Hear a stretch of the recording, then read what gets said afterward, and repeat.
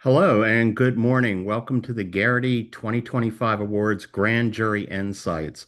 I'm Colin Costello, your host. I'm the editor of Real 360 News, and I have two of the biggest grand jury members that we have in the United States.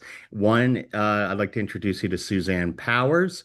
She is the CEO and founder of she describes it as a company that's dedicated to unleashing creativity from people and organizations. Hi, Suzanne. Thanks for doing this. Thank you. And we also have Tiffany Rolfe, who is the chair and global chief creative officer at RGA, where she is leading the creative vision for global brands like Nike, Google, Sephora, and Samsung. Tiffany, welcome. Thanks. Good to be here. You got a tour of my closet just now on the way in? Um, Yeah, I hear you. So let's get into it. Because you both were on the grand jury for the U.S. and let's talk grand jury winners. I want to start with the final copy of Elan Spect. Uh, I personally loved it. We had reviewed it during the year. For you two, what made it stand out, separate it from being good to being a Grand Prix winner? What was it about it? Tiffany? Yeah, I think because it was just so much more than an advertisement. I think it was a great human story, one that many people outside of, even though it was about our industry, you could say we were kind of looking at ourselves. It was such a relatable story, I think, to anybody, and such a campaign that represented something in culture from the work itself to also just that moment in time and the person behind it and who did it and what that represented for both, I think, the industry that we're in, but also just in culture and having kind of a flip in what it meant to be more empowered, I think, as a female. And so I think we all, as judges, just looked at that, and it's just such an amazing story and told through the eyes of her daughter, her kind of a adopted stepdaughter who represents all of us sort of looking at her and what she represented, and we get to hear it through her eyes, but it's also kind of all of our eyes. And at this moment where she's at her last, having some of her last final words also. So like the most powerful words that kind of really resonated in history in this campaign, but also through her final words, just all the pieces of it were such amazing stories. And a really simple story. And we all just, I think I went back and watched it again. I don't know that I do that after judging something, that I go back and like rewatch something or want to show it to my daughter, and that's what I did after the jury. What about you, Suzanne? I think what Tiffany said is right. So all to, ditto to all that. The thing that strikes me about this is there was and there are always these times in culture, macro culture, broader culture, where our industry sort of infiltrates it. And it's Hmm. because there's a truth there, and it's because there's a story that needs to be told. And that's where this idea, I think, holds a lot of magic for me, and hopefully gives all of us a little bit of boost about the importance of what we do. And sometimes we do create something that actually changes the culture and that changes the world for the better. And I think that's where this holds a lot of the magic, frankly. No, I would definitely agree. In all kinds of films, whether they're 30 seconds or in this case, like 5 minutes or 17 minutes, there's always creative choices that are made that help it stand out. Were there any creative choices that you saw being made in the film that st made it really stand out for you? Or any creative choices that stood out for you? I thought that maybe it was this moment in time, but just what a moment in time to be, her on her deathbed, literally, as a reflection of her whole journey, and having and all about her words and how just her words were as resonant and like her, you could get a sense of who she was. as much through the work that she did as she was in her final words, and she got to reflect on what that meant for a whole life. So you got kind of the past and the present, and a really amazing story in a short film. Like it felt like a long story and a long film, but in just told really in a short film. And I thought that it just was beautifully done. The kind of contrast too between the daughter and going back to her and her memories, and you could just picture who she was during that time. So being okay with representing that moment where she is at the final moments of her life, and we get to hear kind of the end of the journey as well.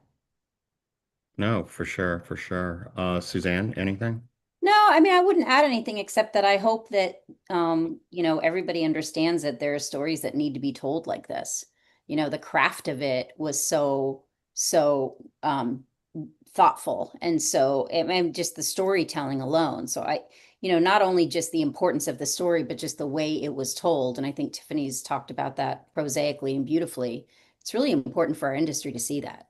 And Yeah. for folks to kind of take that on instead of there could have been a shorter cut for this, in other words, and it wasn't. And I don't mean literal Right. cut, I mean a shortcut to doing something, and it doesn't feel like any of that occurred.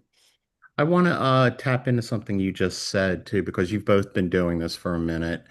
Do you feel like, Suzanne, that it's getting harder or easier to tell these kinds of stories? Because these are important stories to tell, and they transcend, you know, what we call an ad. It goes into culture. It goes into, us. And do you find it harder or easier to tell these things the way things are now? Yeah, it's a great question. Thank you. I think from a technology and platform and the expansiveness and the ways to actually reach people, that should make it easier, but it requires real client bravery and real agency and client, collusion to say, we're going to do this and we're going to do it in a different way and we're going to do it right. And I think that's where the balance is. So we have more ways to get to people than ever before, more technology that we can use as a wonderful, aid to Mhm. do that, yet it does take the bravery to do something like this. And I think that's an important piece of the puzzle. Tiffany, what do you think?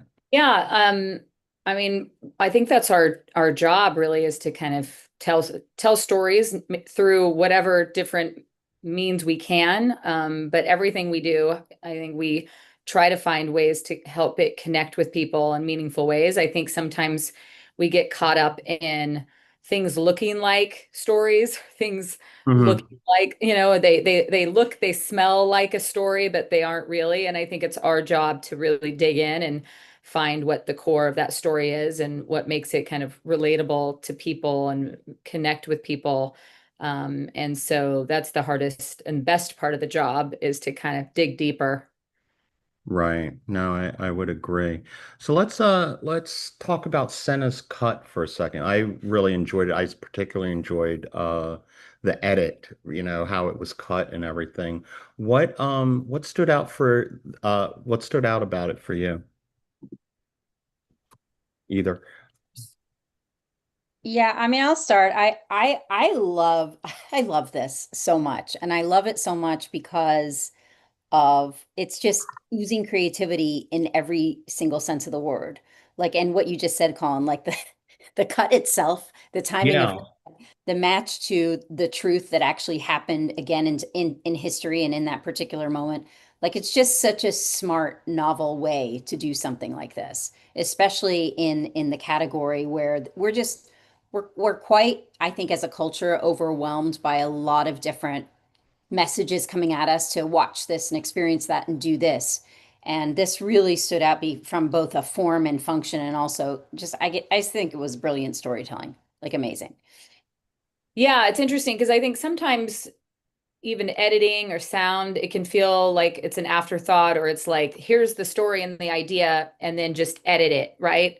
When in this case, I think the edit was part of the storytelling. And that's Hmm. something I think people always don't think about. Like it mirrored the arc of the life and the story. And like it was they were inseparable. And I think that's when good editing really happens, when good sound design, when it's is as important as the story, because it's telling the story alongside. And I think that's something that we sometimes mistake, right? That story is like just the narrative that gets told, when actually the how you do it, the craft of the editing and the craft of the sound can be as you know instrumental to conveying a story as the story itself.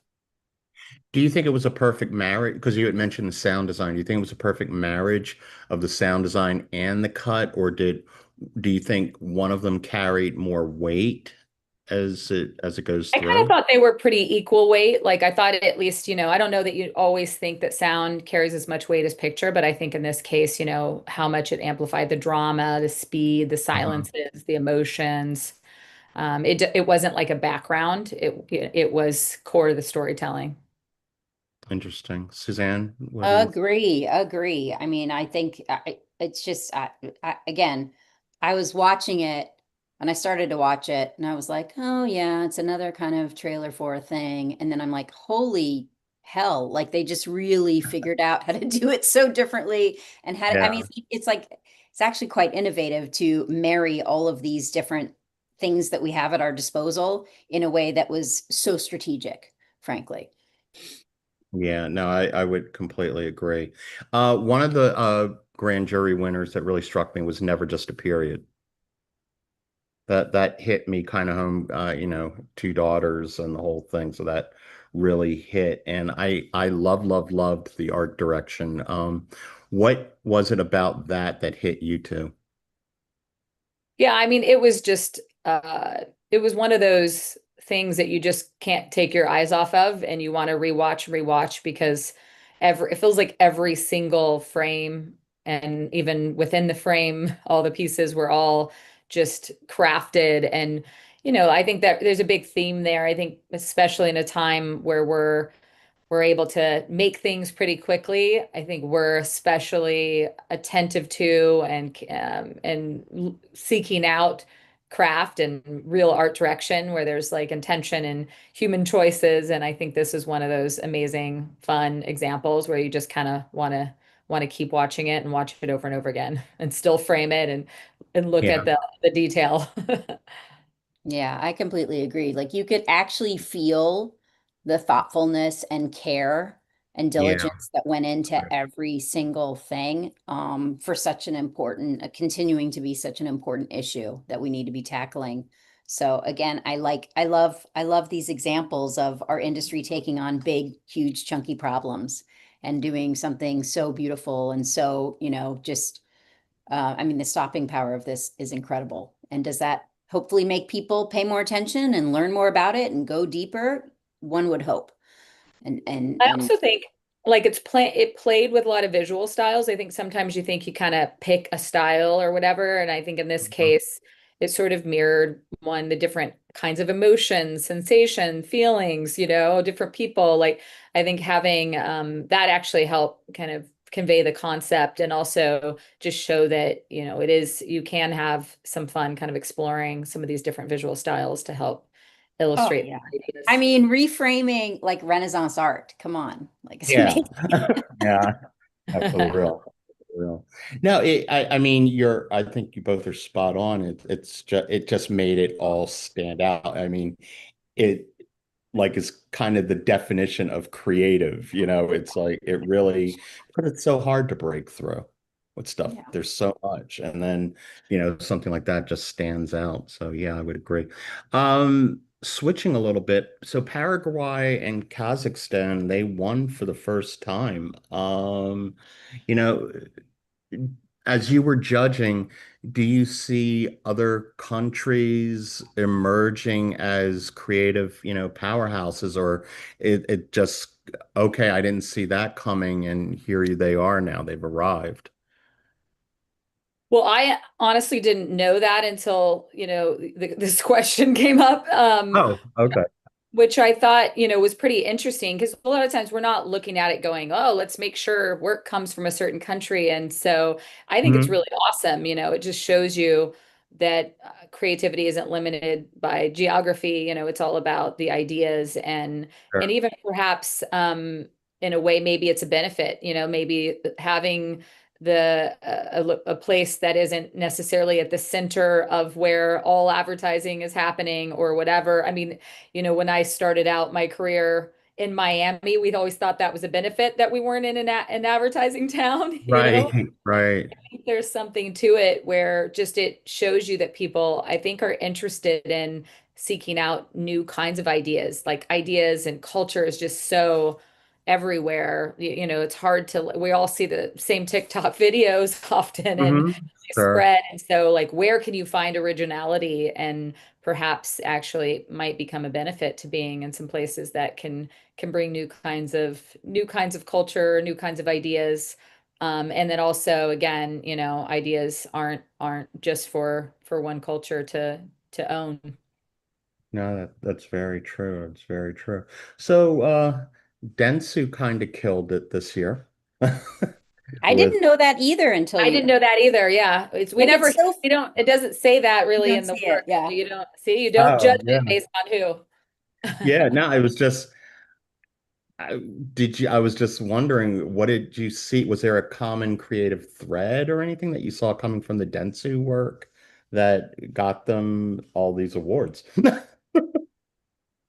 Was there anything? I mean, I didn't look carefully at all of their work. I Mhm. don't know if you did, Tiff. I think what's lovely about this show is you're really, I mean, particularly, I think I judge certain categories that I don't usually judge as a former strategy person, like deep into craft and editing and music. And I think I love that we were going deeply into the work. So I wasn't really Mhm. looking to see who it was from, country of origination, any of Yeah, it. yeah. You're No, judging it no, for no. what it It's is, you know? all it's all just kind of interesting to me when it finally gets to me and I get, the news to, Sure. wow, it's just like, oh, okay, I didn't see them coming because I didn't write about them a lot this year. We wrote some, but yeah, and then all of a sudden, boom, it's great, great, great, great. It's Um, nice when it's done, and I don't know how many different pieces, but I always enjoy when it's an agency or network that wins for lots of different kinds of work from different sure. places, rather than, it happens sometimes it's like one campaign dominated. And so it appears this is for multiple pieces of work, which is a great thing. They're doing something right now, which is great. Perfect. Did either of you see any trends emerging this year that you really liked? That was just like, huh, I'm liking this as you were going through the work. I mean, for me, and I think it's about some of the winners that we've talked about. I loved the deep storytelling. I loved the Mhm. sort of multifaceted approach to doing right by those stories. Again, whether that was by editing or sound design, or I mean, just all of it was really, there was a lot of immersive work that excited Mhm. me. And not just the grand winners, but many of the winners. It just was, dare I say, just like beautiful, visually arresting. I could also tell that technology was a friend in creating a lot of these things, and that made Yeah, me happy because I think we spend a lot of time angsting about how technology is going to ruin the world, and we saw some really amazing feats taken this year by using tech as like a sure. friend, and that got me excited about the future as well.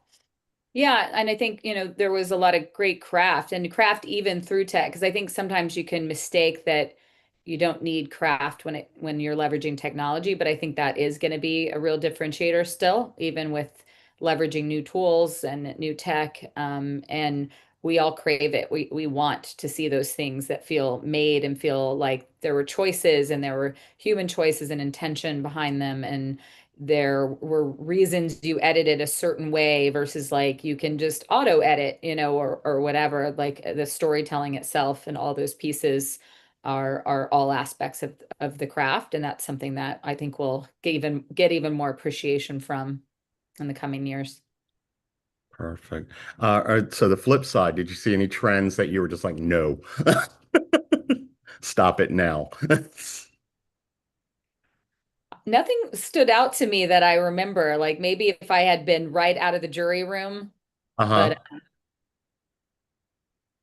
I don't know. Did you have any, Suzanne? Yeah, I mean, I remember going through some work and just going, okay, I'm gonna say something that might be controversial. It's fine.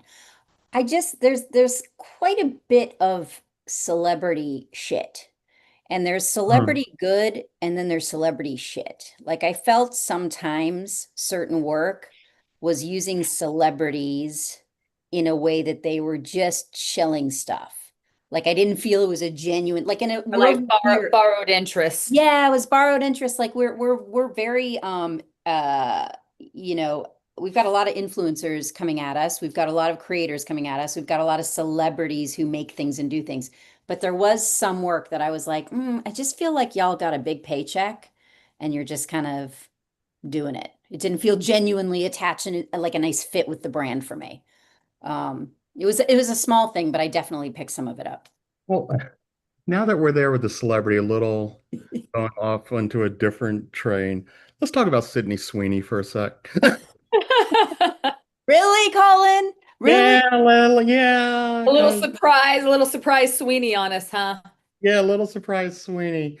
Two campaigns, two controversies. Do you think she's embracing the controversy, or is she just shilling, or does this go into her brand? Because, there was the Dr. Squatch stuff earlier in the year. It was the whole Her social bath media water. Yeah. contest. Yeah, taking a bath, getting her bath water. And then, the whole American Eagle thing from just a few weeks ago. So it's interesting to me because I can't tell if she is just shilling because she hasn't really commented on either. But then both have been met with like a lot of backlash on social and stuff.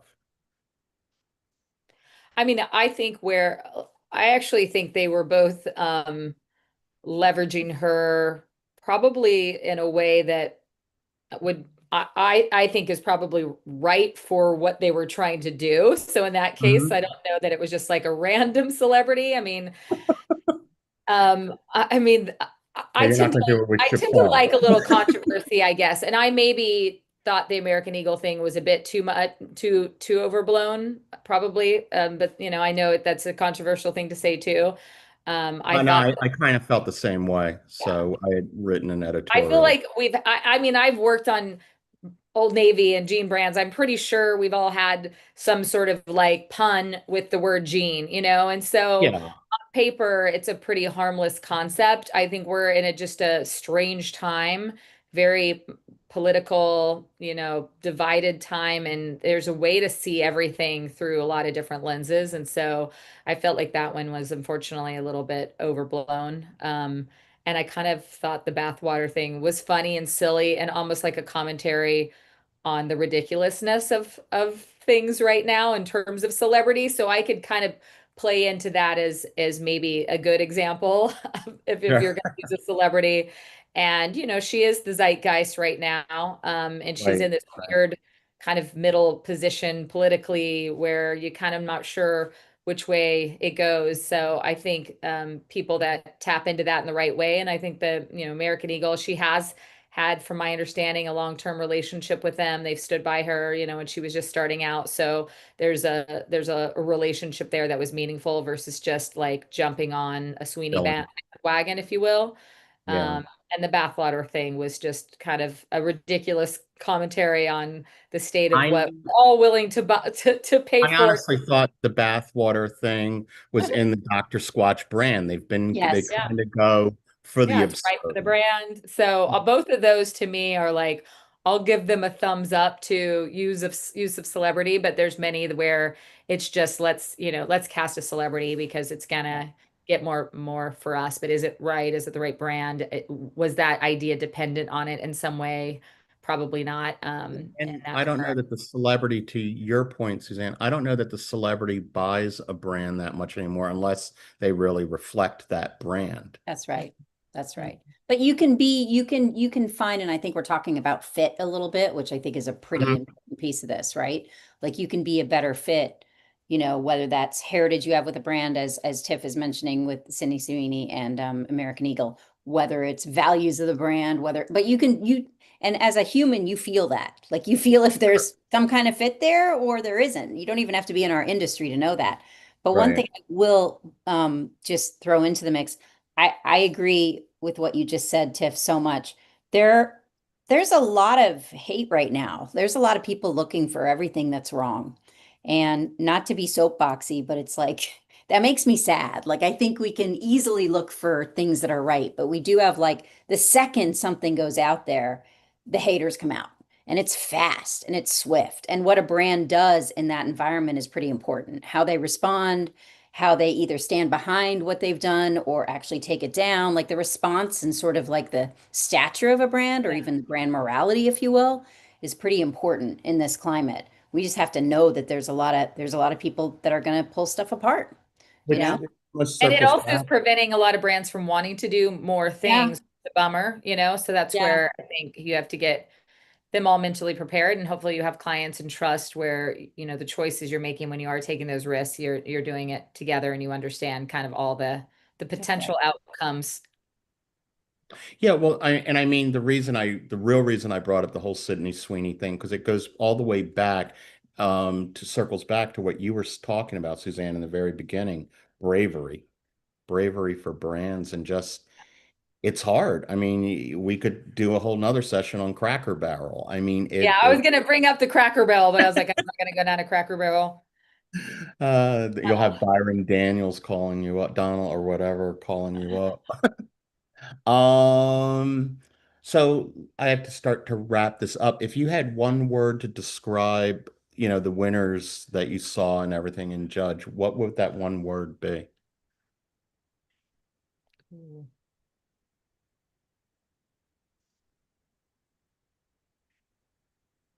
One word is hard, Colin. I'm gonna go